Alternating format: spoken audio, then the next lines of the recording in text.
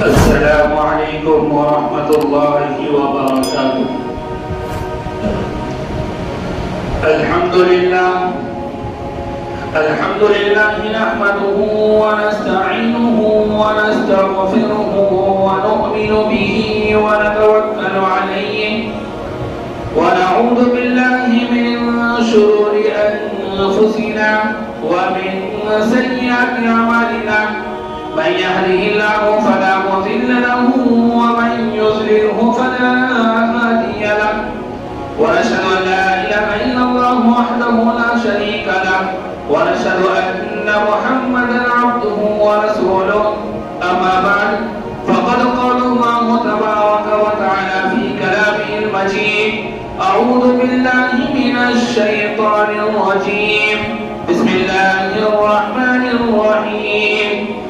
سبحان الذي أسرى بعبده ليلا من المسجد الحرام إلى المسجد الأقصى الذي باركنا حوله لنريه من آياتنا إنه هو السميع البصير. وقال النبي صلى الله عليه وسلم: لا يؤمن أحدكم حتى أكون أحب إليه من والده وولده والناس أجمعين. صدق الله المولانا العظيم وصدق رسوله النبي الكريم ونحن على ذلك لمن الشاهدين والشاكرين والحمد لله رب العالمين. معزز سامعین کرام اور میرے دینی اور اسلامی بھائیوں، اللہ تبارک و تعالیٰ کا احسان اور اس کا فضل و کرم ہے کہ اللہ پاک نے ہمیں ایمان جیسی دولت نصیب فرمائی اور اللہ پاک نے ہمیں جمعے کے لیے اپنے پاک گھر میں بلایا. حضرات، رجب المعجب کا مہینہ چل رہا ہے اور ہم آپ حضرات کے سامنے معراج کا واقعہ بیان کر رہے ہیں. تو میں بغیر کسی ادھر ادھر کی بات کیے ہوئے اپنے موضوع پر جاتا ہوں. بات چل رہی تھی کہ اللہ کے رسول صلی اللہ علیہ وسلم معراج پر گئے. اللہ کے رسول صلی اللہ علیہ وسلم نے جب اللہ کے خاص عرش پر پیر رکھا، جب اللہ کے خاص عرش پر پیر رکھا تو اللہ کے رسول صلی اللہ علیہ وسلم نے بے اختیار بول پڑا: التحیات للہ والصلوات والطیبات، کہ میری جانی، مالی اور بدنی تمام عبادتیں اللہ کے لیے. میری جانی، مالی، بدنی تمام عبادتیں اللہ کے لیے. تو اللہ تبارک و تعالیٰ نے اس پر کہا: السلام علیکہ یا ایھا النبی، اے نبی جی آپ پر سلام کیا. اللہ تبارک و تعالیٰ نے صرف آپ کو سلام کیا. تو اللہ کے رسول صلی اللہ علیہ وسلم کی مہربانی دیکھو، اپنی امت سے محبت دیکھو کہ وہاں جا کر کے بھی اپنی امت کو نہیں بھولے. اللہ سے کہنے لگے کہ اللہ یوں نہ کہو کہ السلام علیکہ ایھا النبی، بلکہ یوں کہو السلام علینا وعلی عباد اللہ الصالحین، کہ اللہ سلامتی مجھ پر بھی ہو، میری امتوں پر بھی ہو اور میری امت کے خاص طور سے نیک بندوں پر بھی ہو. جب اللہ کے رسول صلی اللہ علیہ وسلم نے اس طرح سلام کرنے کو کہا تو تمام فرشتے جو وہاں پر موجود تھے بیک زبان بول اٹھے: اشہد ان لا الہ الا اللہ واشہد ان محمدا عبدہ ورسولہ، کہ ہم گواہی دیتے ہیں کہ اللہ کے علاوہ اور کوئی معبود نہیں ہے، اور ہم اس بات کی بھی گواہی دیتے ہیں کہ حضرت محمد صلی اللہ علیہ وسلم کو اللہ کے بندے اور اس کے رسول ہیں. تو یہ جو التحیات ہم نمازوں میں پڑھتے ہیں، یہ عرش پر پڑھا گیا التحیات ہے، جس میں 3 لوگوں کے کلام ہیں. ایک ہمارے نبی حضرت محمد مصطفیٰ صلی اللہ علیہ وسلم کے کلام، اور ایک اللہ رب العزت کا کلام، اور ایک تمام فرشتے جو وہاں پر موجود تھے ان کا کلام. چنانچہ اللہ کے رسول صلی اللہ علیہ وسلم اللہ کے عرش پر گئے، اللہ کے قریب ہوئے. کتنا قریب ہم قرآن سے پوچھتے ہیں. قرآن کہتا ہے فَكَانَ او ادنا. ہمارے نبی اور اللہ تبارک و تعالیٰ اتنے قریب ہو گئے جیسے کہ کمان اور قوس ہوتے ہیں. کمان اور قوس جتنا قریب ہوتے ہیں، اس طرح یہ کمان ہے، یہ بیچ میں جو تان رکھا ہے اس کو قوس کہتے ہیں. یہ قوس ہے اور یہ تان ہے، کمان ہے. تو اتنا قریب ہو گئے جیسے کہ کمان اور قوس آپس میں قریب ہوتے ہیں. پھر اللہ کہتے ہیں نہیں، اس سے بھی زیادہ قریب. اللہ تبارک و تعالیٰ اپنے محبوب سے او ادنا، اس سے بھی زیادہ قریب ہو گئے. اللہ اکبر. ایک طرف حضرت موسیٰ کلیم اللہ ہے، ایک طرف ہمارے محبوب جناب محمد رسول اللہ صلی اللہ علیہ وسلم. حضرت موسیٰ علیہ السلام کا مرتبہ رتبہ اپنی جگہ، ہمارے رسول حضرت محمد مصطفیٰ صلی اللہ علیہ وسلم کا مقام، ان کا رتبہ، ان کی عظمت اپنی جگہ. حضرت موسیٰ علیہ السلام نے ایک بار نہیں تقریباً 9 بار اللہ سے التجا کی کہ یا اللہ میں تیری زیارت کرنا چاہتا ہوں. کوہ طور پر جا کر کے کہتے ہیں کہ اللہ میں تجھے دیکھنا چاہتا ہوں.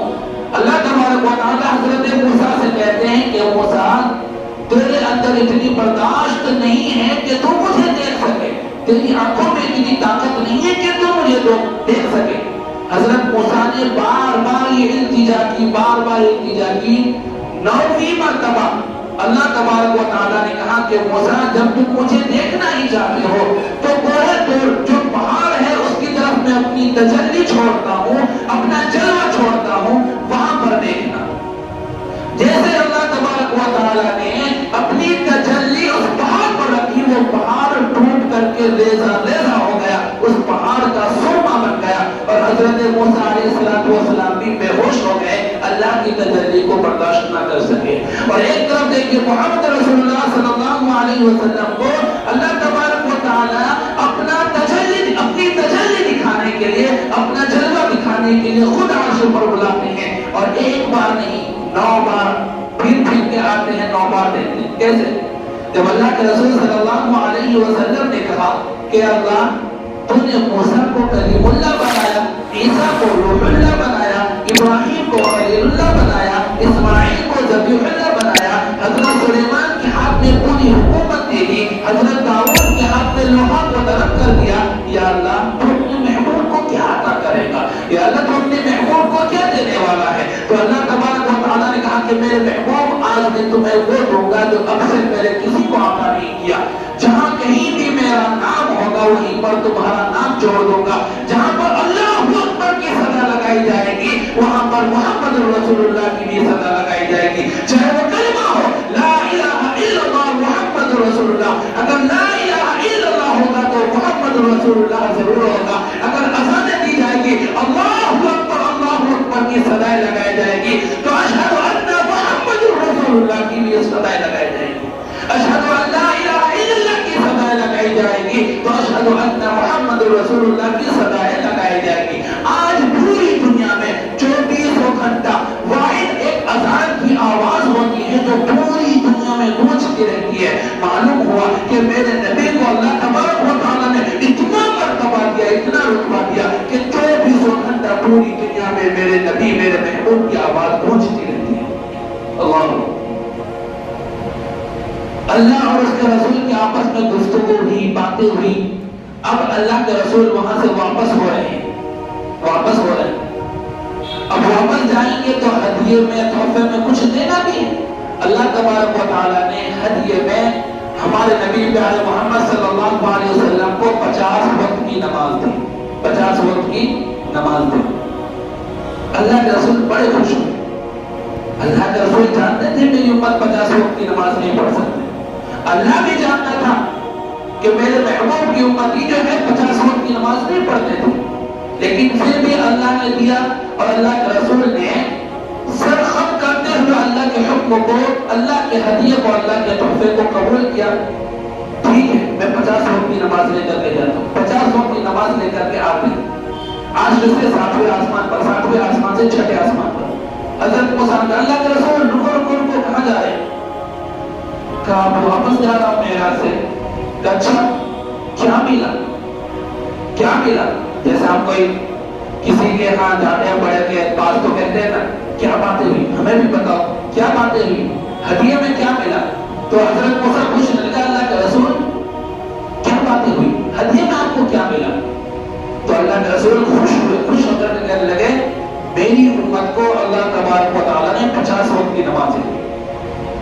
حضرت موسیٰ کہنے لگے یا رسول اللہ کے رسول معاف کرے، 50 وقت کی نماز بہت زیادہ ہوتی ہے، آپ کی امت نہیں پڑھ پائے گی، جاؤ اللہ کے دربار میں جاؤ، کچھ کم کرا کر کے لاؤ، اپنی امت پر رحم کرو۔ اللہ کے رسول صلی اللہ علیہ وسلم پھر اللہ کے عرش پر پہنچ گئے، پہلی بار گئے تھے، اب دوسری بار، 9 بار کی نام میں دوسری بار پہنچ گئے، یا اللہ بہت زیادہ ہے، کچھ کم کر دو۔ اللہ نے 5 وقت کی نماز کم کر دو، چلو 40 کو 5 45 وقت کی نماز تمہاری امت پڑھے گی۔ اور اللہ کے رسول صلی اللہ علیہ وسلم خوش ہو گئے، اور آگے 5 وقت کی نماز کم ہو گئی، چلو۔ حضرت موسیٰ کہنے لگے اب کتنی رہی؟ 45 40 کو 5، اب بھی زیادہ ہے، اور جاؤ۔ اللہ کے رسول تیسری مرتبہ جاتے، اللہ کے رسول تیسری مرتبہ جاتے، اللہ اب بھی زیادہ ہے، تھوڑا اور کم کر دو، 40 کر دیا۔ پھر آئے موسیٰ کے پاس، اب کتنے کا؟ 40 کا، اب بھی زیادہ، اب اور جاؤ۔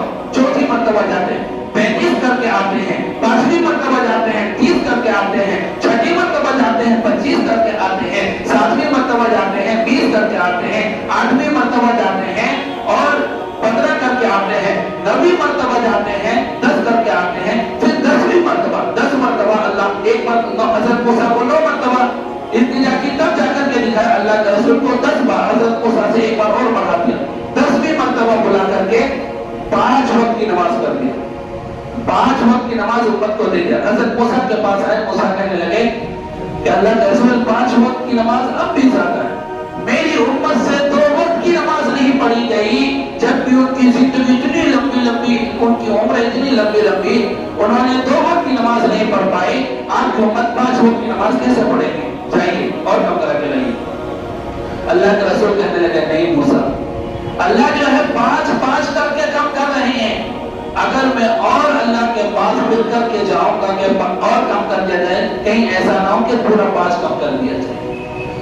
چنانچہ 5 وقت کی نماز اللہ تبارک و تعالیٰ نے دی اور کہا کہ اے محمد صلی اللہ علیہ وسلم، آپ کی امت 5 وقت کی نماز پڑھے گی، میں 50 وقت نماز پڑھنے کا ثواب عطا کروں۔ اللہ نے 50 نمازیں کیوں دی؟ اللہ کو 50 نمازوں کا صرف ثواب دینا تھا، 50 وقت کی نماز نہیں پڑھوانا تھا۔ اور یہ نمازیں جو ہمیں ملی، فجر، ظہر، عصر، مغرب، عشاء، کیسے ملی؟ یاد رکھیں، ایک نبی حضرت آدم علیہ السلام سبھی جانتے ہیں، اللہ تبارک و تعالیٰ نے جنت میں حضرت آدم کو پیدا کیا، ان کی بصری سے حضرت حوا کو پیدا کیا، اور اللہ تبارک و تعالیٰ نے حضرت آدم و حوا سے کہہ دیا کہ یہ دیکھو پوری جنت تمہاری ہے، پوری جنت میں گھومو پھرو کھاؤ مزے لو، وَلَا تَقْرَبَا هَٰذِهِ الشَّجَرَةَ فَتَكُونَا مِنَ الظَّالِمِينَ، لیکن ہاں یہ ایک درخت ہے، یہ ایک پیڑ ہے، اس پیڑ کے پاس نہیں جانا، اس کا پھل نہیں کھانا، ورنہ تم ظالموں میں سے ہو جاؤ۔ چنانچہ حضرت آدم و حوا جنت کے مزے لیتے رہے، ان کا مزہ لینا دیکھ کر کے شیطان کو برداشت نہیں ہوا، شیطان نے ان کو ورگلانا شروع کر دیا، شیطان نے ان کو ورگلانا شروع کر دیا، اب بہکانا شروع کیا کہ کسی طرح میں جو ہے ان دونوں کو درخت کے پاس پہنچاؤں، وہ درخت وہ پھل کھائے اور کھا کر کے ان کو جنت سے باہر نکالا جائے۔ حضرت آدم کے پاس شیطان گیا، حضرت آدم ہاتھ میں نہیں ہے، کہ نہیں اللہ نے منع کیا ہے، میں اس درخت کے قریب بھی نہیں جاؤں گا۔ چنانچہ شیطان حضرت حوا علیہ السلام اما حوا کے پاس پہنچ گیا، پہنچ کر کہنے لگا کہ حوا تم جانتی بھی اس درخت میں کیا ہے؟ اس درخت میں ایسا پھل ہے کہ اگر تم کھا لو گی تو کبھی بھی اس جنت سے نکالی نہیں جاؤ گی، ہمیشہ جوان رہو گی، کبھی بوڑھی نہیں ہوگی، ہمیشہ صحت مند رہو گی، کبھی بیمار نہیں ہوگی، ایسا ایسا کہہ کر کے حضرت حوا کو اپنا لیا۔ حضرت حوا حضرت آدم کے پاس پہنچ گئی اور پہنچ کر کے کہنے لگی کہ دیکھو اس درخت کے پھل جو ہے چلو نہ کھا لیتے۔ حضرت آدم کہنے لگے نہیں، اللہ نے منع کیا، نہیں کھا سکتے۔ اب بیوی منائے شوہر نہ مانے، ایسا ہو سکتا ہے کیا؟ بیوی منائے شوہر نہ مانے، ایسا ہو سکتا ہے کیا؟ بڑے بڑے پہلوان بیوی کے پہلو میں آ کر کے کمزور بن جاتے ہیں۔ تو حضرت آدم کو حضرت حوا نے کہا چلو ایسا کرتے ہیں، میں 2 کھا لیتی ہوں، آپ 1 کھا لینا، میں 2 کھا لیتی ہوں، آپ 1 کھا لینا۔ حضرت آدم کہنے لگے چلو جب تم اتنا اصرار کر ہی رہے تو کھا لینا۔ چنانچہ حضرت آدم نے 1 دانہ کھایا، حضرت حوا نے 2 دانہ کھایا۔ حضرت آدم نے جو دانہ کھایا اس میں سے کچھ نہیں نکلا، اور حضرت حوا نے جو دانہ کھایا 1 سے پانی نکلا، 1 سے خون نکلا۔ حضرت حوا نے جو دانہ کھایا اس میں 1 دانے سے پانی نکلا، 1 سے خون نکلا۔ اس لیے اللہ تبارک و تعالیٰ نے عورتوں کو زیادہ پانی بھی دے رکھا ہے، بعض باتوں میں رونا اور اتنے آنسو بہانے میں نہ جانے کون سا پہاڑ ٹوٹ پڑا ہے، اور خون بھی ان کو زیادہ دیا ہے، جیسے ماہناواری پیدا اور بچے پیدا ہونے کو ان کو خون نکلتا وغیرہ وغیرہ۔ تو جیسے ہی وہ دانا کھایا ہے ان دونوں نے، حضرت آدم اور حضرت حوا علیہ السلام نے، اب قضاء حاجت کی ضرورت پیش آ گئی، قضاء حاجت کی ضرورت پیش آ گئی، پیشاب پاخانے کی۔ اب جنت میں تو یہ ساری چیزوں کا انتظام نہیں ہے، پیشاب پاخانے کا انتظام نہیں ہے، کیونکہ وہاں یہ غریب چیزوں کا انتظام نہیں کرتے۔ چنانچہ حضرت آدم اور حضرت حوا علیہ السلام کو زمین پر اتار دیا گیا، اور حضرت آدم کو کہیں اور اتارا گیا، حضرت حوا کو کہیں اور اتارا گیا، دور فاصلہ کر دیا گیا۔ حضرت آدم اپنی بیوی سے 300 سال دور ہے، 300 سال تک روتے رہے، اللہ مجھے معاف کر دے، غلط نہیں معاف کر دے۔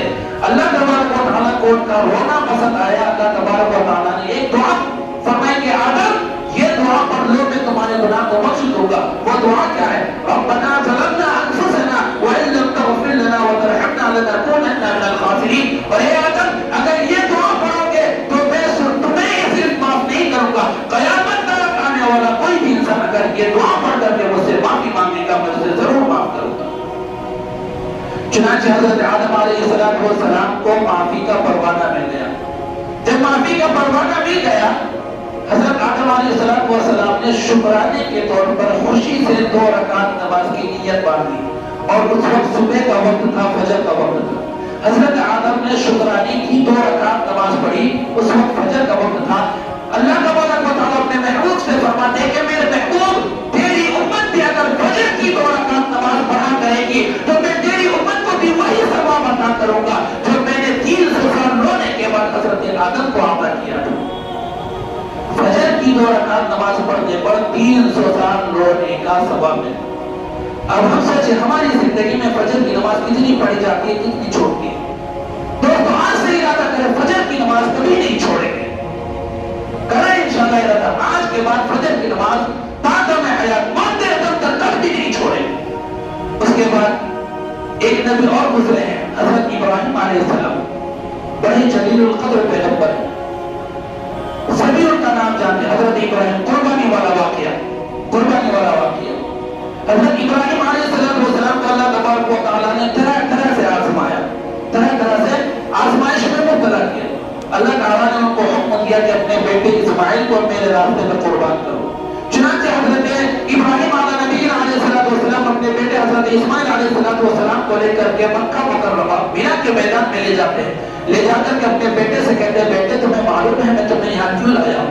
بیٹا کہتا ہے ابا جان مجھے نہیں معلوم آپ نے کیوں لایا ہے، کہ میں تمہیں یہاں پر ذبح کرنے لایا ہوں۔ حضرت اسماعیل ہنسنے لگے کہ ابا جان آپ کیسی بات کرتے ہیں؟ کوئی باپ کے اپنے بیٹے کو ذبح کر سکتا ہے؟ کوئی باپ کے اپنے بیٹے کو ذبح کر سکتا ہے؟ ایسا نہیں ہو سکتا۔ حضرت ابراہیم نے کہا بیٹا معاملہ ایسا ہی ہے کہ اللہ تعالیٰ کا حکم ہے کہ میں تجھے اللہ کے راستے میں ذبح کروں۔ اتنا سننا تھا۔ حضرت اسماعیل چونکہ وہ خود ایک نبی ہونے والے اور نبی کے بیٹے ہیں، وہ کہنے لگے یا ابت افعل ما تؤمر ستجدنی انشاءاللہ من الصابرین۔ اے ابا جان اگر یہ اللہ کا حکم ہے تو پھر دیر کیوں کر رہے ہو؟ آپ مجھے لٹاؤ، مجھے ذبح کرو، انشاءاللہ میں کوئی حرکت نہیں کروں گا، آپ کو منع بھی نہیں کروں گا، آپ کو چھوڑ کر بھاگوں گا بھی نہیں، میں تڑپوں گا بھی نہیں، آپ مجھے ذبح کرو، انشاءاللہ آپ مجھے صبر کرنے والوں میں پاؤ گے۔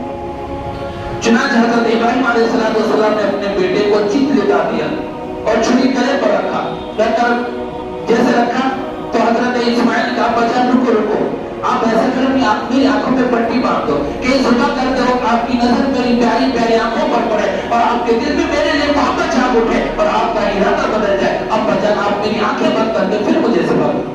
آنکھیں باندھ دی، آنکھیں باندھنے کے بعد چت لٹا کر کے اپنا ایک پاؤں ان کے کمر پر رکھا اور ایک ہاتھ سے سر کے بالوں کو پکڑا اور یوں گھسیٹنے لگا۔ حضرت اسماعیل کہنے لگا ابا جان رک جاؤ، ذبح مت کرو۔ حضرت ابراہیم کہنے لگا بیٹا کیا ہوا، ارادہ بدل گیا تمہارا، ارادہ بدل گیا؟ حضرت اسماعیل کہنے لگا نہیں ابا جان میرا ارادہ نہیں بدلا ہے، آپ مجھے الٹا لٹا کر کے ذبح کرو، کہیں ایسا نہ ہو کہ آپ کی نظر مجھ پر پڑے اور آپ جو ہے چاقو نہ چلا سکے، آپ کا ہاتھ کانپ جائے، آپ مجھے الٹا لٹا دو۔ چنانچہ حضرت ابراہیم علیہ السلام نے ان کو الٹا لٹا کر کے ایک پیر کمر پہ رکھا اور ایک ہاتھ سے چھری پکڑے ہوئے اور ایک ہاتھ سے سر کے بال پکڑ کر کے نیچے سے چھری چلا رہے ہیں. چھری نہیں چل رہی. دوسری بار چلا رہے نہیں چل رہے. تیسری بار چلا رہے نہیں چل رہی ہے. ان کو غصہ آیا, چھری باہر پھینک مارا. چھری اتنی تیز تھی کہ پتھر پہ جا کر کے چھری گری تو پتھر کٹ کے دو حصوں میں بٹ گئے. حضرت ابراہیم اللہ کے سامنے ہاتھ اٹھا کر کہنے لگے, یا اللہ, کیا تجھے میرا قربانی دینا پسند نہیں آ رہا؟ یا اللہ, یہ چاقو کاٹ کیوں نہیں رہی ہے؟ یہ چھری کاٹ کیوں نہیں رہی ہے؟ یا اللہ, کیا بات ہے, تم مجھ سے ناراض تو نہیں ہو گے؟ پھر حضرت ابراہیم علیہ السلام نے چاقو کو اور تیز کیا, تیز کر کے اس بار خوب زور سے چلایا اور چھری چل گیا. چھری چل گیا. حضرت ابراہیم بڑا خوش ہوئے کہ میں امتحان میں پاس ہو گیا. امتحان میں پاس ہو. یہ معاملہ دیکھ رہے تھے, چھری چلنے سے پہلے اللہ تبارک و تعالیٰ نے حضرت جبرائیل علیہ السلام کا, جبرائیل جاؤ زمین پر اترو, اتر کر کے دیکھو کہ میرا ابراہیم, میرا خلیل, میرے زمین اسماعیل کو ذبح کر رہا ہے. چھری چلنے سے پہلے اسماعیل کی جگہ لے جا کر کے جنت کا جانور رکھ دو. جب حضرت ابراہیم نے چھری چلائی, چھری چل گیا, خوش ہوئے. آنکھیں کھول کر کے دیکھتے, پٹی کھول کر کے دیکھتے ہیں تو دیکھتے ہیں کہ چھری جانور پر چلی ہے, میرے بیٹے پر نہیں چلی. حضرت اسماعیل اور حضرت ابراہیم اب بھی ڈر گئے کہ کیا ہوا, میرے بیٹا تو قربان نہیں ہوا. اللہ تبارک و تعالیٰ کی طرف سے آواز ہے, قد صدقت الرؤیا انا کذلک نجزی المحسنین. اے ابراہیم, تو نے اپنا خواب سچ کر دکھایا ہے, تو امتحان میں پاس ہو گیا ہے, اور ہم نیک لوگوں کو, احسان کرنے والوں کے ساتھ ایسا ہی معاملہ کیا کرتے ہیں. جو ہم پر اعتبار اور بھروسہ کرتا ہے, ہم اس کو ضائع نہیں کرتے. چنانچہ حضرت ابراہیم علیہ السلام خوش ہوئے کہ میں امتحان میں بھی پاس ہو گیا اور میرا بیٹا بھی بچ گیا, میرا بیٹا بھی مجھ سے دور نہیں ہوا. خوش ہو کر کے انہوں نے اسی وقت 4 رکعت کی نیت باندھی. 4 رکعت نماز کی نیت باندھی. اس وقت ظہر کا وقت تھا. 4 رکعت کی نیت باندھی, 4 رکعت نماز پڑھی. اللہ تبارک و تعالیٰ کہتا ہے کہ میرے محبوب اے محمد صلی اللہ علیہ وسلم, حضرت ابراہیم علیہ السلام کو اتنے بڑے آزمائش میں مبتلا کرنے کے بعد, ان کے بیٹے کی قربانی کے بعد, جو میں نے 4 رکعت نماز پڑھنے پر ان کو ثواب عطا کیا تھا, میں تیری امت کو 4 رکعت نماز پڑھنے پر اپنے بیٹے کو اللہ کے راستے میں قربان کرنے کا ثواب عطا فرماؤں گا. اللہ اکبر.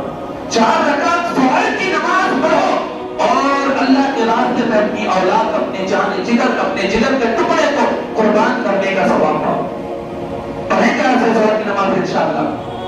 وعدہ کرتے ہیں آج کے بعد انشاءاللہ ہماری ظہر کی نماز قضا نہیں ہوگی. اس کے بعد ایک نبی اور ہے, حضرت عزیر علیہ السلام. نام بڑا مشہور ہے, اپنے بچوں کا نام بھی رکھتے ہیں لوگ عزیر. حضرت عزیر علیہ السلام ایک نبی. ایک مرتبہ جنگل سے راستے میں یہ سفر کرتے تھے, سفر کرتے کرتے ان کو خیال آیا, محض خیال آیا کہ جب ہم مر جائیں گے, مٹی ہو جائیں گے, ہماری ہڈیاں تک گل جائیں گی, ہمارے ہڈیوں کا نام و نشان تک نہیں رہے گا, اللہ ہمیں دوبارہ کیسے زندہ کرے گا. بس اتنا خیال آیا. اللہ تبارک و تعالیٰ نے ان کو وہیں پر موت دے دی. ان کو وہیں پر موت دے دی. موت دینے کے 100 سال بعد ان کو زندہ کیا. زندہ کرنے کے بعد اللہ تعالیٰ نے حضرت عزیر سے پوچھا, قال کم لبثت, کتنے دن سوئے, کتنے دن سوئے؟ لبثت یوما او بعض یوم. حضرت عزیر کہنے لگے, یہی 1 دن یا آدھا دن, 1 دن یا آدھا, 24 گھنٹے یا 12 گھنٹے سوئے. اللہ تبارک و تعالیٰ نے کہا کہ تو 1 دن یا آدھا دن نہیں, مکمل 1 سال سویا, مکمل 1 سال سویا. ان کو تھوڑا بات پہ احتجاج ہوئی. اللہ تعالیٰ کا باہر جا کر کے باہر کا نظارہ دیکھو تو کوئی پہچان پاتا ہے. باہر گئے تو دیکھا کہ 100 سال میں کافی نظارہ بدلا ہوا ہے اور حضرت عزیر کو کوئی پہچان بھی نہیں پا رہے. تو ان کا یقین اور ایمان مضبوط ہو گیا کہ اللہ تبارک و تعالیٰ جو پہلی مرتبہ پیدا کرنے پر قادر ہے, وہ مرنے کے بعد ہڈیاں, گوشت وغیرہ سب گل جانے کے بعد بھی دوبارہ زندہ کرنے پر قادر ہے. ان کا ایک پکا ایمان اور یقین بنا. انہوں نے شکرانے کے طور پر 4 رکعت نماز پڑھی. اس وقت عصر کا وقت تھا. اللہ تبارک و تعالیٰ اپنے محبوب سے کہتا ہے, میرے حبیب, میرے محبوب, اگر تیری امت عصر کے 4 وقت کی نماز پڑھے گی تو حضرت عزیر کو 100 سال مرنے کے بعد, 100 سال موت والی زندگی گزارنے کے بعد جو ان کا ایمان پختہ اور مضبوط ہوا تھا, اگر تیری امت 4 وقت کی نماز پڑھ کر بچی سے نکلے گی تو میں اس کا ایمان اور یقین اسی طرح پختہ اور پکا کر دوں. پڑھیں گے عصر کی نماز انشاءاللہ، بنائیں گے اپنے ایمان کو اس طرح مضبوط اور پختہ۔ اس کے بعد مغرب کی نماز بھی ہے نا۔ ایک نبی اور گزرے جن کا نام ہے حضرت ایوب علیہ السلام۔ حضرت ایوب علیہ السلام نام مشہور ہے، سنتے ہیں۔ ان کی طبیعت خراب ہو گئی، بیمار ہو گئے۔ انہوں نے بیوی سے کوئی بات کہی، بیوی سے کوئی بات کہی، بیوی نے شاید کہ بات ماننے سے انکار کر دیا یا ٹال مٹول کی۔ ان کو غصہ آیا اور غصے میں انہوں نے کہا خدا کی قسم میں تجھے 100 چھڑی ماروں گا، خدا کی قسم میں تجھے 100 چھڑی ماروں گا اگر میری طبیعت ٹھیک ہو گئی۔ اس کو قرآن کریم میں اللہ تبارک و تعالیٰ نے فرمایا وَاذْكُرْ عَبْدَنَا أَيُّوبَ کہ میرے بندے ایوب کو یاد کرو، انی مسنی الشیطان بنصب وعذاب۔ حضرت ایوب کہنے لگے کہ اے میرا اللہ، مجھے شیطان مجھ پر مسلط ہو گیا ہے، مجھے تکلیف ہو رہی ہے، مجھے تکلیف دے رہا ہے۔ اللہ تبارک و تعالیٰ نے اسی آیت میں آگے حکم فرمایا اور مجھے بھی نیچے لکھتا ہاذا معتدل بارد وشراب کہ آپ جو ہے اپنا پیر زمین پر ماریے، اس سے پانی نکلے گا، آپ اس پانی کو اپنے بدن میں لگائیے، اس پانی سے غسل کیجئے اور پیئے، انشاءاللہ آپ سب شفا ہو جائے۔ حضرت ایوب علیہ السلام نے کیونکہ قسم کھائی تھی کہ اگر میری طبیعت ٹھیک ہو گئی تو تمہیں 100 چھڑی ماروں گا، 100 چھڑی ماروں گا۔ اب قسم کا پورا کرنا بھی ضروری ہے۔ اور اللہ تبارک و تعالیٰ نے ایوب میں تجھ سے ناراض ہوں کیونکہ تو اپنی بیوی پر غصہ ہو گیا، تو اپنی بیوی سے ناراض ہے، میں تجھ سے ناراض ہوں۔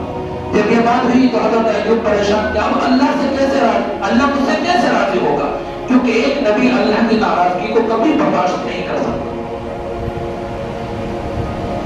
اب کیا کیا جائے؟ تو اللہ تبارک و تعالیٰ نے خود آیت میں فرمایا وَخُذْ بِيَدِكَ ضِغْثًا فَاضْرِب بِهِ وَلَا تَحْنَثْ إِنَّا وَجَدْنَاهُ صَابِرًا کہ اے نعم العبد إِنَّهُ أَوَّابٌ کہ اے ایوب آپ جو ہے کچھیوں کے چھڑیوں کے گچھا اٹھاؤ، ایک مٹھ جو ہے چھڑیوں پتلی پتلی سیکھیں لو اور لے کر کے اس کے ذریعے سے اپنی بیوی کو مارو، لہذا تمہارا قسم بھی نہیں ٹوٹے گا اور جو ہے تمہارا قسم میں تم پورا بھی کر جاؤ گے۔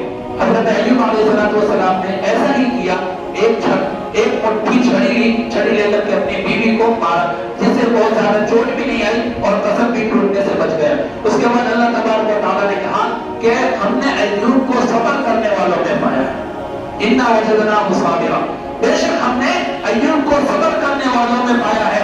ایوب جو ہے وہ صبر کرنے والوں میں، چنانچہ اللہ تبارک و تعالیٰ نے کہا نعم العبد إِنَّهُ أَوَّابٌ ایوب جو ہے یہ بہت بہترین بندہ ہے، اچھا بندہ ہے اور اللہ کی طرف رجوع کرنے والا۔ جب اللہ نے ان کی تعریف کی، پہلے ناراض تھا اللہ، اب تعریف کر دی، حضرت ایوب کو معلوم ہوا کہ اللہ مجھ سے راضی ہو گیا، خوش ہو گیا۔ انہوں نے 4 رکعت نماز کی نیت باندھی، مغرب کے ٹائم 4 رکعت، کتنی 3 نہیں 4 رکعت کی نیت باندھی، نماز پڑھنا شروع کیا۔ حضرت ایوب علیہ السلام پہلی رکعت میں روتے رہے، نماز پڑھتے رہے، روز نماز پڑھتے، دوسری رکعت پڑھی، تیسری رکعت پڑھی، تیسری رکعت کے سجدے سے جب اٹھ رہے تھے، طبیعت خراب ہونے کی وجہ سے، بیماری ہونے کی وجہ سے بدن میں کمزوری پیدا ہو گئی تھی، تیسری رکعت کے لیے کھڑے نہیں ہو پائے، تیسری رکعت کے لیے کھڑے ہو نہیں پائے۔ اللہ تبارک و تعالیٰ نے کہا میرے بندے ایوب تو 3 رکعت نماز پڑھ لے، میں تجھے 4 رکعت نماز کا ثواب عطا کروں گا۔ چنانچہ حضرت ایوب علیہ السلام نے 3 رکعت نماز پڑھ اپنی نماز مکمل کر لی۔ اللہ تبارک و تعالیٰ نے ان کو 4 رکعت نماز پڑھنے کا ثواب دیا اور اللہ تبارک و تعالیٰ نے معراج میں اپنے محبوب سے کہا کہ میرے محبوب اسی طرح تیری امت بھی 3 رکعت مغرب کی نماز پڑھے گی تو میں اسے 4 رکعت نماز پڑھنے کا ثواب دوں گا۔ اور جس طرح حضرت ایوب علیہ السلام نے اپنی زندگی میں صبر و شکر کیا، تحمل اور برداشت کیا، اور جس طرح میرے محبوب میرے نبی ایوب علیہ السلام کامیاب ہوئے، وہ اپنے کام پر کھڑے اترے، اسی طرح جو ان کو میں نے 3 رکعت نماز پڑھنے پر ثواب عطا فرما کو صبر شکر کا اور ہر رکعت پہ رونے کا، تیری امت 3 رکعت نماز پڑھے گی، جو ثواب میں نے ایوب کو عطا کیا تھا 3 رکعت پڑھنے پر، وہی ثواب میں تیری امت کو بھی عطا کروں گا۔ 3 رکعت مغرب کی نماز کی کتنے فضل 10 منٹ لگتا ہے، 3 رکعت نماز پڑھو۔ حضرت ایوب علیہ السلام کے رونے دھونے، ان کے بیماری اور آزمائش میں مبتلا ہونے تمام چیزوں کے ثواب لو۔ پڑھیں گے آج مغرب کی نماز انشاءاللہ، زندگی میں نہیں چھوڑیں گے، کبھی وعدہ کریں، یہ وعدہ مجھ سے نہ کریں، اللہ سے وعدہ کریں کہ میری کبھی نماز نہیں چھوڑی. فجر ہوئی، سحر ہوئی، عصر ہوئی، مغرب، اب عشاء. اللہ تبارک و تعالیٰ نے کہا کہ اللہ تو نے میری امت کو فجر دیا آدم کی شکل میں، سحر دیا ابراہیم کی شکل میں، عصر دیا عزیر کی شکل میں، مغرب دیا ایوب کی شکل میں. یا اللہ کوئی ایک نماز میری طرف سے تو بھی دے دے. یا اللہ کوئی ایک نماز میری امت کو میری طرف سے بھی تو دے دے. اللہ تبارک و تعالیٰ نے کہا میرے محبوب جاؤ میری امت کو جا کر کے تم اپنی امت کو عشاء کی 4 رکعت نماز پڑھنے کہنا. اگر وہ 4 رکعت نماز پڑھے گی تو میں ان کو 4 رکعت کے بدلے حضرت محمد صلی اللہ علیہ وسلم کی دامن کا شرف حاصل کروں گا. اللہ اس کے دل میں حضرت محمد صلی اللہ علیہ وسلم کی محبت پیدا کروں گا. عشاء کی نماز پڑھو محبت پڑھو، فجر پڑھو حضرت آدم کو پاؤ، ظہر پڑھو حضرت ابراہیم کو پاؤ، عصر پڑھو حضرت عزیر کو پاؤ، مغرب پڑھو حضرت ایوب کو پاؤ، عشاء پڑھو محمد رسول اللہ کو پاؤ. عشاء کی نماز پڑھنے میں اس لیے زیادہ دقت اور پریشانی ہوتی ہے، لوگ عشاء کی نماز نہیں پڑھ پاتے کیونکہ اس میں حضرت محمد صلی اللہ علیہ وسلم مل گئے.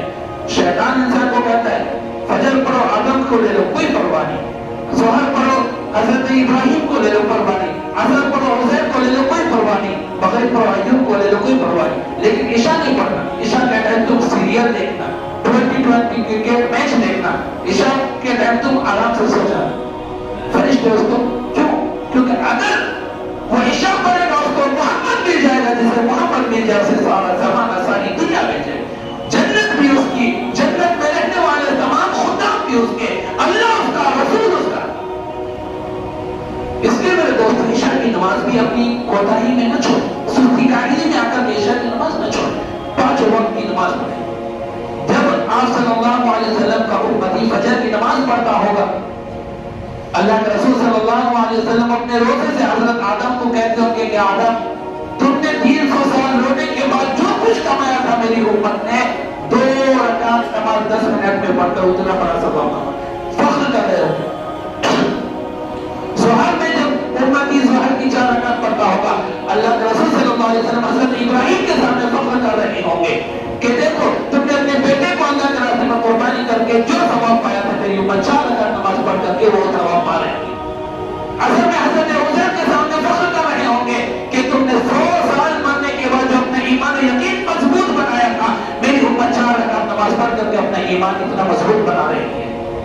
مغرب حضرت ایوب کے سامنے فخر کر رہے ہوں گے ہمارے نبی کہ ایوب تم نے 3 رکعت پڑھ کر کے جو اللہ کا قرب حاصل کیا تھا میری امت 3 رکعت پڑھ کر کہ تم نے جو اتنا صبر شکر کر کے 3 رکعت کیا کہتے ہیں اللہ کا قرب حاصل کیا تھا میری امت 3 رکعت پڑھ کر کے اتنا قرب حاصل کر رہے ہیں.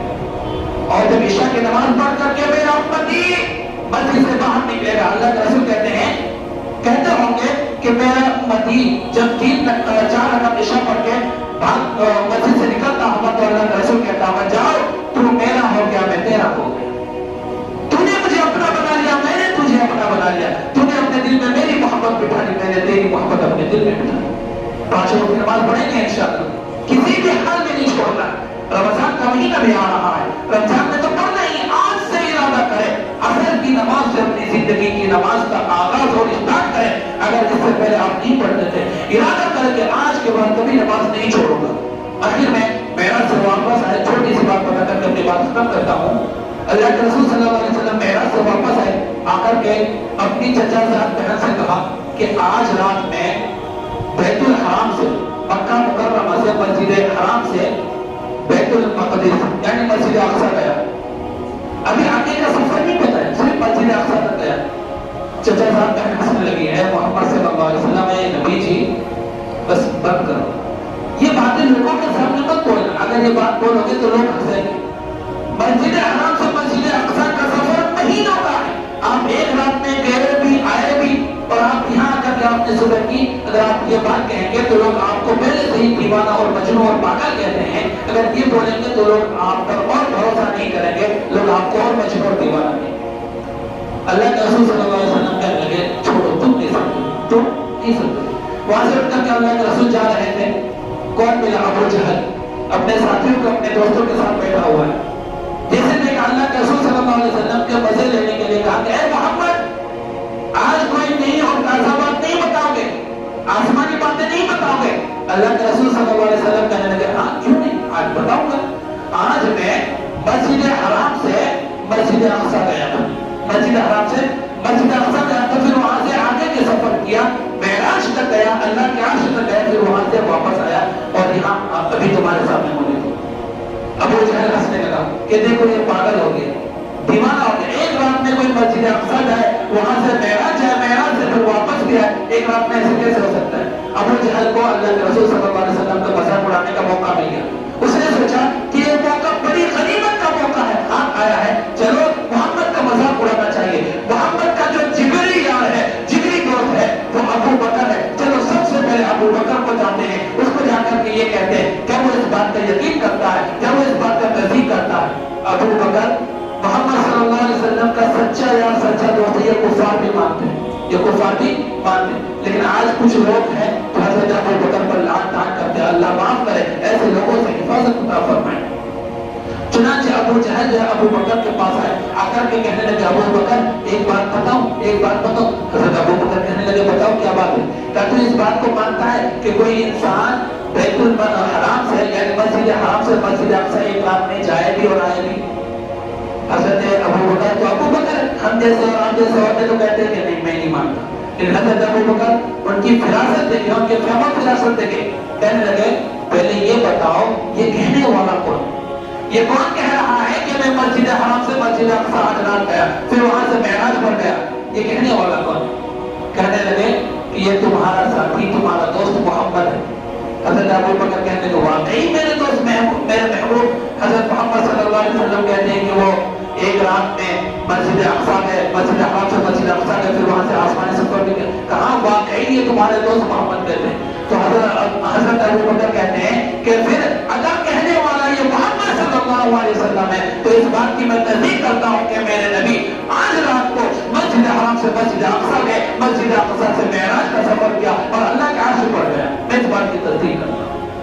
اس جواب کا جوتا جب ابو جہل کے منہ پر حضرت ابو بکر نے مارا، حضرت ابو بکر کے اس جواب کو سن کر کے اللہ کو بہت خوشی ہوئی، اللہ بہت خوش ہوا. فوراً جبرائیل کو بھیجا، جا کر کے کہو کہ اللہ تبارک و تعالیٰ نے آج سے ابو بکر کا نام صدیق رکھ دیا. صدیق کا لقب سے اللہ تبارک و تعالیٰ نے آج ابو بکر کو نوازا. پھر حضرت ابو بکر کا نام حضرت ابو بکر صدیق کہا گیا، یعنی سب سے بہترین تصدیق کرنے والا، ہمیشہ جھوٹ بولنے والا. سچ اللہ کے رسول نے جو کچھ بھی کہا حضرت ابو بکر نے بغیر چھو چاڑا کے اس کو قبول کیا.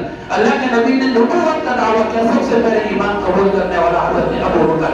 اللہ کے نبی غار میں گئے، وہاں پر سانپ کے منہ پر پیر رکھ کر کے اللہ کے رسول کو پوری رات آرام کرنے تھے اپنی رات پر. وہ ابو بکر صدیق ہے، اپنے کندھوں پر بٹھا کر کے اللہ کے رسول کو غار تک لے کر کے گئے. وہ حضرت ابو بکر ہے جس نے پوری ٹوٹی بکھری ہوئی امت کو جمع کیا، سب کو سنبھالا. وہ ہے حضرت ابو بکر. لعن طعن کرتے ہیں حضرت ابو بکر پر کچھ. تو دوستو حضرت ابو بکر کا یہ رتبہ کہ اللہ نے ان کو صدیق کا لقب دیا. اللہ کے رسول صلی اللہ علیہ وسلم معراج پر گئے، سب سے پہلے تصدیق کرنے والے حضرت ابو بکر ہیں. اللہ کے رسول صلی اللہ علیہ وسلم نے پھر یہ معراج کا واقعہ آتا ہے سب نے پھیلایا، ایمان والوں نے اس کی تصدیق کی، سب نے کی، لیکن سب سے پہلے حضرت ابو بکر نے کی. تو اللہ تبارک و تعالیٰ نے معراج کے موقع پر اللہ کے رسول صلی اللہ علیہ وسلم کو 5 وقت کی نماز دی ہے. ان 5 وقت نماز کا اہتمام کیا کرے، اللہ کے واجب نمازوں کو نہ چھوڑا کرے. فجر پڑھو آدم پڑھو، ظہر پڑھو ابراہیم پڑھو، عصر پڑھو عزیر پڑھو، مغرب پڑھو ایوب پڑھو، اور عشاء پڑھو خود سرور کونین حضرت محمد رسول اللہ صلی اللہ علیہ وسلم کو پڑھو. آج سے سب اللہ کی ذات کو حاصل ناظر رکھ کر کے دل میں یہ عہد و ارادہ کرے کہ انشاءاللہ آج کے بعد میری کوئی بھی نماز زندگی میں چھوٹنا تو دور کے بعد قضا تک نہیں ہوگی. اللہ تبارک و تعالیٰ مجھے بھی اور آپ کو بھی اور آنے والی تمام امت کو بھی اس بات پر عمل کرنے کی توفیق نصیب فرمائے. آمین وآخر دعوانا الحمدللہ رب العالمین. جو حضرات سنت سے فارغ نہیں وہ سنت سے فارغ ہو جائے.